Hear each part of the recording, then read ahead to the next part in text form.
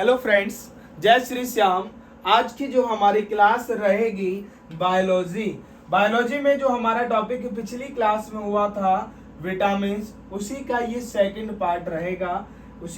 Second part रहेगा। इसमें हम क्या कवर करेंगे, इस टॉपिक में भी विटामिन। पिछली क्लास में हमने वाटर सॉल्युबल विटामिन को कवर किया था। यदि आपने जो इससे पहले की क्लास को नहीं देखा तो सबसे पहले उस क्लास को देखिएगा प्लेलिस्ट में जाके।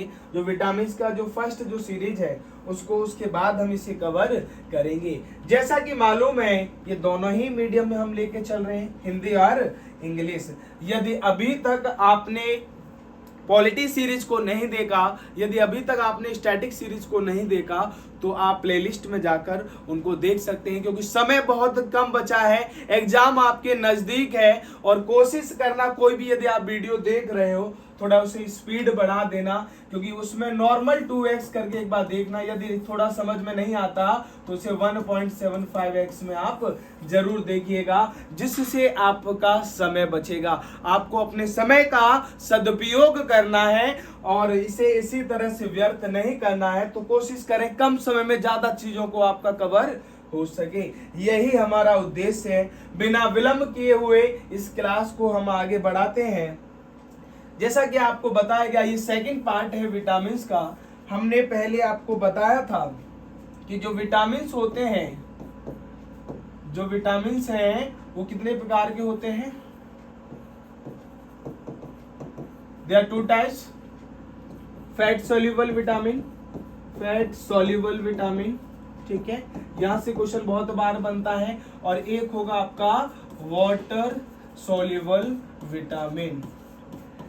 एक वसा घुलनशील विटामिन होते हैं जो फैट में घुलनशील होंगे, और एक जो जल में घुलनशील विटामिन होते हैं। हमने कहा ADE हम इसे कह सकते हैं एडिक। जो एडिक विटामिन होते हैं वो फैट सोल्यूबल विटामिन होते हैं। जो एडिक विटामिन होते हैं बोले तो ADAK।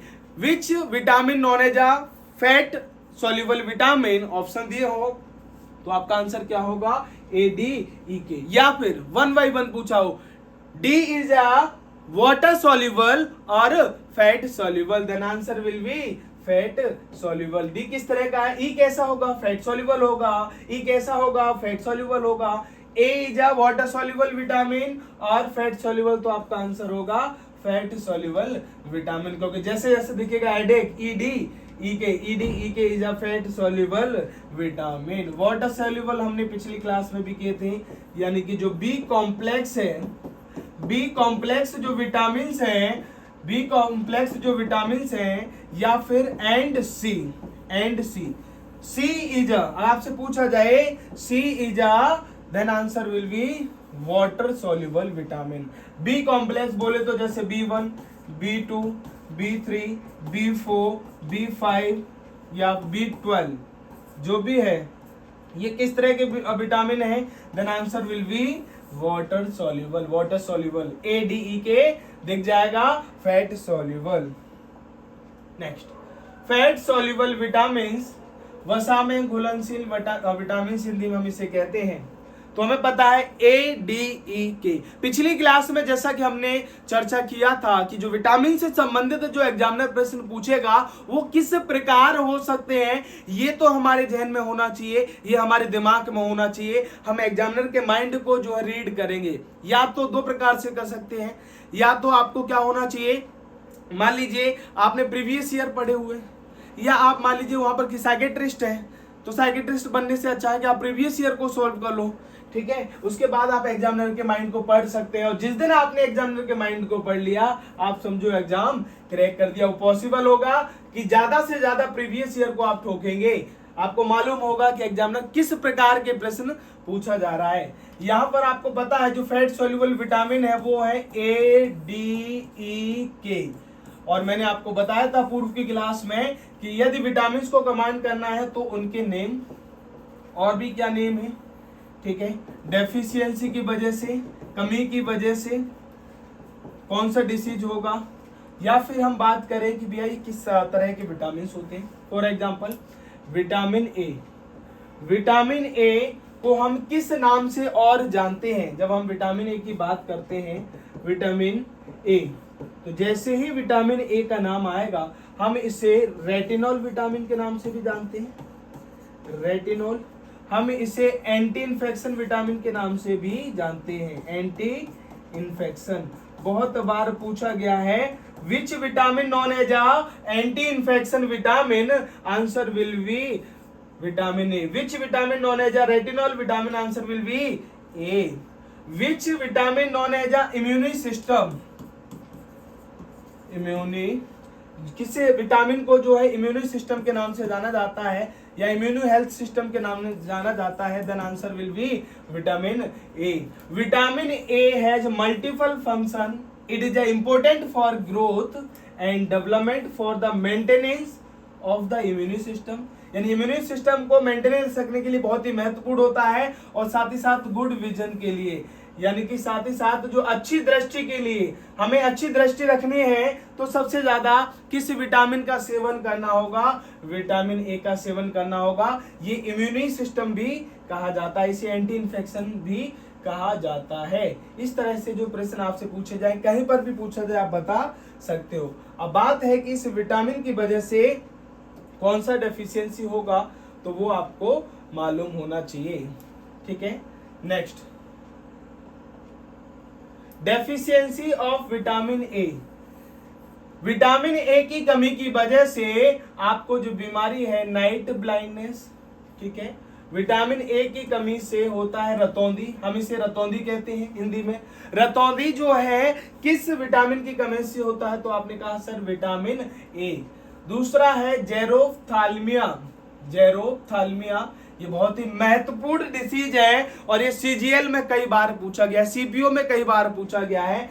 जब आपकी जो आंखें हैं वो ड्राई होती हैं, सूख जाती हैं, यानी वहां पर आंसू नहीं आते, पानी नहीं आता, कमी होती है, सूखा पड़ जाता है आंखों में, तो इसका मतलब होता है ये जो है जेरोफ्थाल्मिया डिसीज है। ये कौन सा डिसीज है बेटा? जेरोफ्थाल्मिया। और किसकी कमी की वजह से होता है? Vitamin A. तीसरा जो इससे संबंधित विटामिन है यहाँ पर, वो यहाँ पर देखा जाता है कि keratomalacia in xerophthalmia eye fails to produce tear, it is dryness of conjunctiva and cornea, यानी इससे क्या होता है? आंसुओं का गिरना होता है, ड्राइनेस, जैसा कि अभी आपको बात किया गया था, ड्राइनेस हो जाता है, सूखा हो जाता है, ठीक है, आंसू पैदा करने में विफल हो जाती है। जेरोफ्थाल्मिया में आंखें आंसू पैदा करने में क्या हो जाती हैं? विफल हो जाती हैं। यह कंजक्टिवा और कोर्निया का सूखापन होता है, ठीक है, किसकी वजह से? जेरोफ्थाल्मिया। लेकिन हम दूसरा बात करेंगे आपका केराटोमाल्सिया, तो यहाँ पर जो है ज्यादा से ज्यादा आंसू बहते हैं, यानी कि पूरा वाइस वर्षा में देखा जाता है। ये बहुत बार पूछा गया, जेरोफ्थाल्मिया की वजह से याद रखना, ठीक है, बहुत महत्वपूर्ण है। ये सभी बच्चे याद रखते हैं कि भैया नाइट ब्लाइंडनेस किसकी वजह से होता है? आपने कहा विटामिन सी, लेकिन जेरोफ्थाल्मिया किस विटामिन की कमी से होता है? ये हर कोई बच्चा याद नहीं रखता। तो आप बताइए, विटामिन ए की कमी की वजह से, विटामिन ए की कमी की वजह से ये डिसीज देखा जाता है। Next, vitamin D. ये सभी बच्चे विटामिन डी के बारे में जानते हैं। और विटामिन डी किस प्रकार का विटामिन? आपने कहा फैट सोल्यूबल विटामिन है। Which vitamin known as a calciferol vitamin? बताइए भैया, कैल्सीफेरल विटामिन किसको कहा जाता है? Then answer will be vitamin D. Which vitamin known as a anti rickets vitamin? किस विटामिन को एंटी रिकेट्स विटामिन कहा जाता है? आपने कहा vitamin D. Sunshine vitamin, vitamin D, ठीक है, ये इसके नाम है। विटामिन डी की कमी की वजह से रिकेट्स जो बीमारी होती है बच्चों में पाई जाती है, जो हड्डियों से संबंधित होती है। याद रखना, जो रिकेट्स बीमारी है ये बच्चों में, हालांकि बड़ों में भी हो सकती है, लेकिन मोस्टली बच्चों में देखी जाती है। और ये किसकी कमी की वजह से होती है? विटामिन डी की कमी की वजह से होती है, विटामिन डी की कमी की वजह से होती है, ठीक है। और साथ ही साथ ऑस्टियोमाल्सिया, ऑस्टियोमाल्सिया ये जो बीमारी है किस विटामिन की कमी से वजह से होती है? बहुत महत्वपूर्ण है, याद रखना, osteomalacia. Then answer will be vitamin D. ये वयस्कों में पाई जाती है। विटामिन ई, विटामिन ई हम इसे टोकोफेरल विटामिन भी कहते हैं, ठीक है, और इसे एंटी स्टेरिलिटी विटामिन के नाम से जाना जाता है, फर्टिलिटी विटामिन के नाम से जाना जाता है, ब्यूटी विटामिन के नाम से भी जाना जाता है, क्योंकि त्वचा को अच्छा रखता है विटामिन ई। साथ ही साथ ये सेल्स को अच्छे से मेंटेन करता है, और जो हमारे बेसिकली इसे हम फर्टिलिटी विटामिन भी कहते हैं, क्योंकि जो आपका ओवरी वगैरह होता है उसको भी अच्छे से मेंटेन करता है। तो आप जैसे अगर कोई लगा रहा है चेहरे पर, कोई भी महिला लगा रही है जो है विटामिन ई का क्या होगा, मोस्टली कैप्सूल आपने देखा होगा लगाते हुए। क्यों लगाते हैं? क्योंकि वो एक अच्छी त्वचा को रखना चाहते हैं। Vitamin is the main antioxidant vitamin, ये बहुत ही महत्वपूर्ण है, ये बहुत महत्वपूर्ण है। और कई बार पूछा गया which vitamin known as a main antioxidant vitamin, then answer will be vitamin E. Which vitamin known as a fertility vitamin या beauty vitamin, vitamin E, vitamin E. इसकी कमी की वजह से स्टेरिलिटी यानी जो बांझपन होता है, स्टेरिलिटी, या फिर जो आपका न्यूरोलॉजिकल डिसऑर्डर होते हैं, तंत्रिकता संबंधी जो यहाँ पर प्रॉब्लम होती है वो देखी जाती है विटामिन ई। नेक्स्ट विटामिन के। विटामिन के आप सभी को मालूम है, हम इसे एंटी हेमोरेज भी कहते हैं। इस विटामिन का नाम है बेटा anti haemorrhage vitamin. Anti haemorrhage vitamin रक्त स्राव रोधी विटामिन होता है ये, यानी कि विटामिन के जो है आपके शरीर में जो ब्लड क्लॉटिंग होता है उसे नहीं होने देता। यदि आपके शरीर में ब्लड क्लॉटिंग हो रहा है, यानी कि जो खून का रक्त बन रहा है, तो समझो आपके शरीर में, आपके बॉडी में किसकी कमी है? Vitamin K. Which vitamin known as anti haemorrhage vitamin, यानी एंटी हेमोरेज विटामिन के नाम से किसको कहा जाता है? आप कहोगे विटामिन के। विटामिन के याद रखना रक्त स्राव रोधी विटामिन होता है। ये कहां पाया जाता है विटामिन के? विटामिन के सिंथेसाइज्ड इन लीवर, इसका संश्लेषण यकृत में होता है, लीवर में होता है। याद रखना कहां पाया जाता है? लीवर में। ब्लड क्लॉटिंग फैक्टर 8, ठीक है।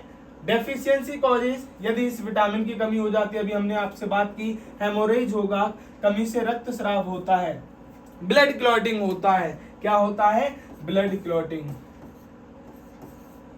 ब्लड क्लॉटिंग किसकी कमी की वजह से?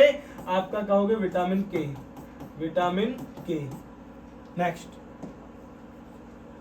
Science dealing with the study of soils, मृदा के अध्ययन से संबंधित विज्ञान क्या होती है? तो आपने कहा पेडालॉजी। पेडालॉजी जो है ये क्या है? ये एक ब्रांच है किसका? Study of soils. Entomology is the study of entomology किसके बारे में अध्ययन है? आपने कहा सर इंसेक्ट। किसके बारे में? इंसेक्ट। यदि आप इंसेक्ट के बारे में अध्ययन कर रहे हैं, then related to which branch? Entomology. The Indian Institute of Science located, जो इंडियन इंस्टीट्यूट ऑफ साइंस है ये बेंगलुरु में है। ये कहां पर है? बेंगलुरु। ये रिसर्च सेंटर में से आते हैं, तो बेंगलुरु में यहाँ पर देखा गया है। नेक्स्ट, डैक्टिलोग्राम इज रिलेटेड विद, डैक्टिलोग्राम किससे संबंधित है? फिंगरप्रिंट से संबंधित है। यानी डैक्टिलोग्राम दिखेगा, आप समझ जाना है फिंगरप्रिंट से संबंधित स्टडी करता है। ऑर्निथोलॉजी, ऑर्निथोलॉजी किसके बारे में स्टडी करता है? बर्ड्स के बारे में, चिड़ियों के बारे में, पंछियों के बारे में, बर्ड्स, यानी कि D is the right answer. Which one of the following is not correctly matched? Fruit cultivation, pomology, सही है। वेजिटेबल कल्टीवेशन, हॉर्टिकल्चर कोई कहते हैं, सही है। क्रॉप्स कल्टीवेशन या फील्ड जो है एग्रीकल्चर होगा, जो भी है एग्रोनॉमी से रिलेटेड होगा, सही है। ये गलत होगा, फटाफट से कमेंट करके बताइए। आज के लिए हम इतना ही रखते हैं। ये 4 से 5 क्वेश्चन ये आपके थोड़ा एक्टिवनेस के लिए देखे गए थे। आप जुड़े हैं या नहीं जुड़े, बहुत बहुत धन्यवाद। Thank you so much.